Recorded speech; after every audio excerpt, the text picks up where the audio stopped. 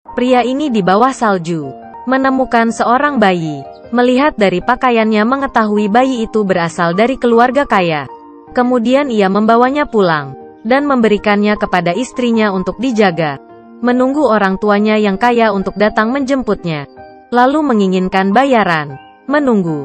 10 tahun pun berlalu. Di bawah penjagaan ibunya, Remy tiap hari di sawah. Bermain dengan riang, menikmati masa muda yang indah. Tapi tidak lama kemudian, ia bertemu dengan suatu masalah. Ayah tirinya karena pekerjaan terjatuh dan kakinya patah. Dan membutuhkan uang sebanyak 400. Ibu tirinya mengeluarkan semua uangnya tapi tetap tidak cukup. Ia pun menjual sapi peliharaan mereka ke tetangga. Tapi bagi Remy, sapi itu adalah satu-satunya temannya. Kemudian di tiap malam, ia akan diam-diam pergi melihatnya. Memeluknya sambil bernyanyi. Dan hari ini muncul seorang pria tua asing. Ia juga mendengarnya lumayan lama. Menunggu Remy itu membalikkan badan. Ia terkejut dan langsung pulang ke rumah. Ayah tirinya yang serakah juga pulang. Dia menyalahkan semua kegagalannya ke Remy. Ia tidak memiliki uang untuk pengadilan. Itu semua karenanya. Ia berpikir untuk mengirimnya ke rumah panti asuhan.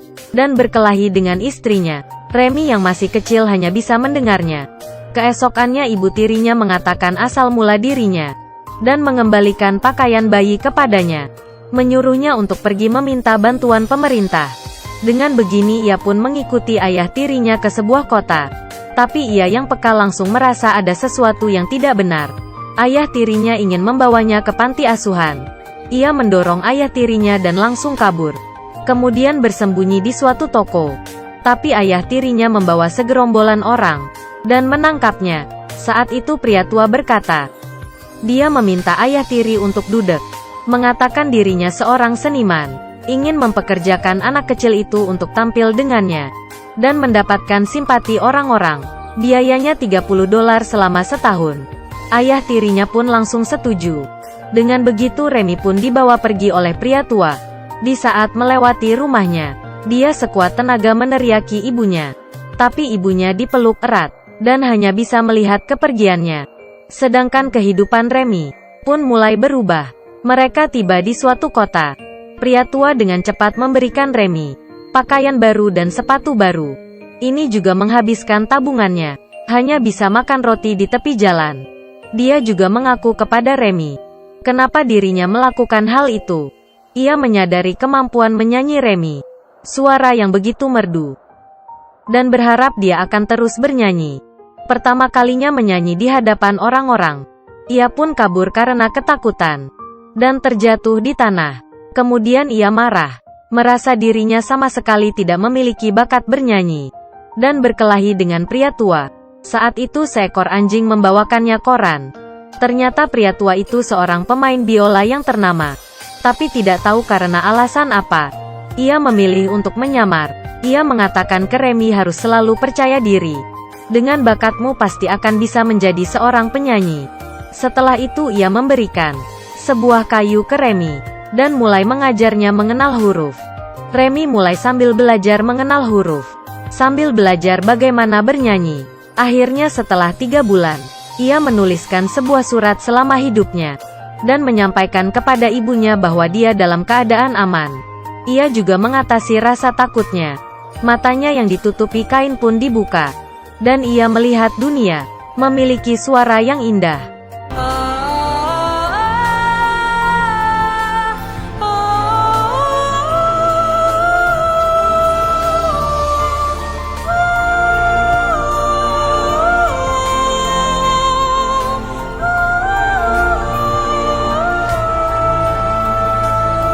Semua orang sedang bernyanyi. Remy akhirnya bisa mengatasi rasa gugupnya. Dan hal ini pun membuatnya dengan mudah diundang berbagai orang untuk menampilkan nyanyiannya. Hal ini membuat mereka menghasilkan banyak uang. Intinya adalah di sini, ia bertemu dengan seorang gadis. Ia karena sakit hanya bisa duduk di atas kursi. Tapi matanya seperti ada suatu sihir yang langsung menarik perhatian Remy. Remy pun berbaur dengannya dan bercanda riang. Hal ini membuat orang tua gadis itu merasa berterima kasih. Karena mereka sudah lama tidak melihat gadisnya begitu bahagia. Kemudian di saat yang begitu bahagia, hal buruk pun tiba. Hari ini di suatu pertunjukan kota, dengan alasan tidak ada izin menampilkan pertunjukan, polisi menangkap pria tua, dan Remy membawa binatangnya kabur. Ia mencari si gadis untuk meminta pertolongan. Di bawah bantuan orang tua sang gadis, hakim menyuruhnya untuk mengakui identitas aslinya. Dengan jujur maka ia akan dilepaskan. Tapi pria tua itu bersikeras untuk tidak mengakuinya. Ternyata dalam hati si pria tua hanya ada bisnis anaknya demi membiarkannya untuk cepat pulang. Menyalakan lilin di rumah. Tapi hari ini lilin jatuh dan membuat kebakaran. Istri dan anaknya mati terbakar. Saat itu ia pun memutuskan untuk menyamar dan tidak akan tampil lagi. Menjadikannya sebagai hukuman. Dengan begitu ia dihukum 2 bulan di penjara. Remy juga untuk sementara tinggal di rumah sang gadis. Sang gadis tanpa sadar menyadari pakaian bayi Remy. Lalu ia mengatakan asalnya kepada sang gadis. Hubungan keduanya semakin lama semakin baik. Dan orang tua sang gadis sangat senang. Akhirnya pria tua keluar dari penjara. Ia ingin membawa pergi Remy untuk melanjutkan perjalanan. Tapi ibu sang gadis ingin Remy untuk tetap tinggal dan menjadi pengurus rumah menemani anaknya. Hal ini dapat menyia-nyiakan bakat menyanyi Remy. Pria tua mengatakan dengan kemampuan Remy, dia suatu hari pasti akan menjadi penyanyi dan sukses lalu datang melamar sang gadis. Tapi ibu sang gadis sama sekali tidak percaya. Dia sama sekali tidak bisa membayangkannya Remy bisa menjadi penerus keluarga kaya. Akhirnya Remy memutuskan untuk mengikuti pria tua pergi ke tempat yang lebih ramai dan berjanji dengan sang gadis ia pasti akan kembali melihatnya. Tapi di saat pria tua memasuki hutan, ia terinfeksi TBC berat. Melewati perjalanan yang panjang, daya tubuhnya semakin melemah hingga monyet kecil pun juga sakit. Kemudian mereka tiba di suatu hotel. Mereka mengeluarkan biaya untuk monyetnya cek dokter. Dokter mengingatkan pria tua itu juga harus melakukan pengobatan. Tapi uang mereka dari awal sudah habis. Demi mengumpulkan uang, ia akhirnya memutuskan mengeluarkan kembali biolanya. Dan di hotel, ia mengadakan suatu pertunjukan. Melodi yang indah ini mengejutkan semua bangsawan yang hadir. Tapi uang yang dikumpulkan masih tidak cukup. Saat itu seorang wanita menghampirinya. Dia mengenali pria tua itu dan menghargai keputusannya untuk menyamar. Bahkan memberikannya emas. Berharap dia bisa membantunya melewati kesusahan ini. Di saat mereka kembali ke kamar, monyet kecil sudah mati. Hal ini membuat Remy sangat sedih. Ia menguburnya di dalam hutan. Penyakit pria tua ini tidak bisa diulur lagi. Tapi hari ini Remy menerima sebuah surat kiriman dari sang gadis. Ia mengatakan dia sudah menemukan orang tua kandung Remy. Ternyata di saat mereka pergi, sang gadis menyadari pakaian bayinya dan Remy ternyata sama. Bahan kain seperti ini hanya keluarga bangsawan yang memilikinya. Ibunya kaget setelah mengetahui hal tersebut. Kemudian menggunakan segala cara dan akhirnya mendapatkan informasi. Pria tua yang melihat surat itu juga tidak memedulikan penyakitnya dan langsung bergegas membawa Remy pergi. Mereka menemukan seorang pengacara. Setelah melihat pakaian bayi itu, ia langsung mengetahui identitas Remy dan bersiap membawanya kembali ke istana untuk bertemu orang tuanya. Remy turun dari kereta dan tiba di depan istana. Dari istana keluar 3 orang. Wanita gemuk ini langsung memeluk Remy dan mengatakan ia adalah anaknya. Benar-benar di luar dugaan. Dan mereka sama sekali tidak terlihat seperti bangsawan. Dalam istana juga sangat berantakan.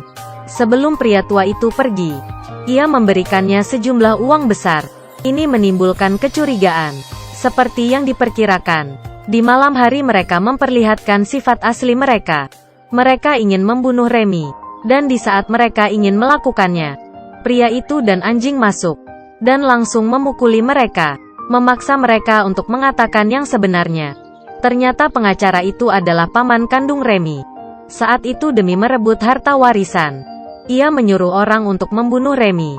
Tapi karena pembunuh itu tidak tega, ia membawanya sejauh mungkin ke Paris dan memotong simbol di pakaiannya, lalu membiarkannya di bawah salju. Pria tua pun menanyakan tempat tinggal orang tua kandung Remy. Lalu mereka pun berangkat. Di perjalanan mereka diterpa badai salju.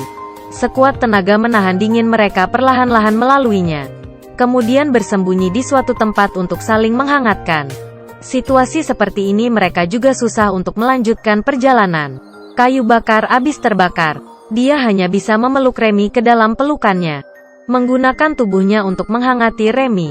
Hingga anjing membawa orang untuk menemui mereka. Pria itu sayangnya sudah meninggal. Ia menggunakan dirinya untuk melindungi Remy. Di saat Remy siuman, ia melihat seorang wanita yang cantik. Ia adalah ibu kandung Remy. Dan di saat itu pamannya datang. Mengatakan Remy hanyalah seorang penipu. Untuk menghalanginya. Tapi ibunya Remy melihat barang-barang Remy. Mengetahui ia benar-benar anaknya. Keduanya pun akhirnya bisa bertemu.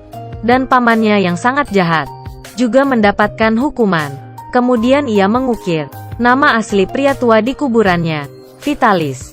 Kemudian ia pulang ke rumah ibu tirinya dan memberikannya uang agar dia bisa melalui kehidupan yang baik.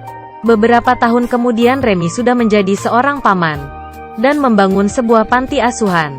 Tiap kali Guntur, dia akan menceritakan ke anak-anak tentang kisahnya dan gadis yang dulu ia temui. Saat ini juga dengan tenang tidur di sampingnya. Film ini didasarkan pada mahakarya Prancis, Anak Yatim Mengembara, suatu cerita yang mengharukan, dan memberikan hal positif.